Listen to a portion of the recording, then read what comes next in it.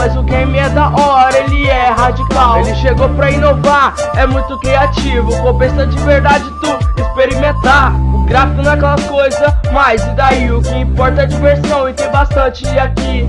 Bora minerar meus diamantes eu encontrar, fazer a minha espada pra eu lutar e contra os mobs eu derrotar. Isso tudo é do jogo, mas esse jogo é foda e merece um grande like. Conto com a sua contribuição, que o jogo é maneiro e nele cê tem a diversão. Às vezes fugir dos monstros até o amanhecer, eles vão se queimar e a carne ia apodrecer. O Creeper, esse é o FDP, explode as coisas junto com você.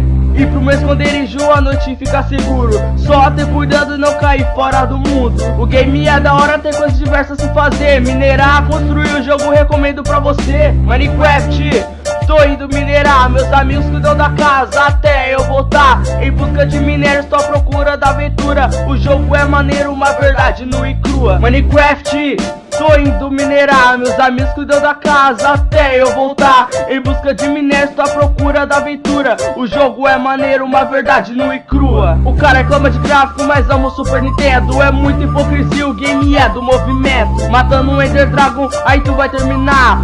Foi divertido, agora vou explorar. Quem fala mal é porque tem preconceito. O jogo merece o grande respeito. Espada de diamante, eu tô suave. Pode vir, Creeper zumbi ou Herobrine. Isso é zoeira, Herobrine é apelação. Se gostou do vídeo, dá um like, meu irmão.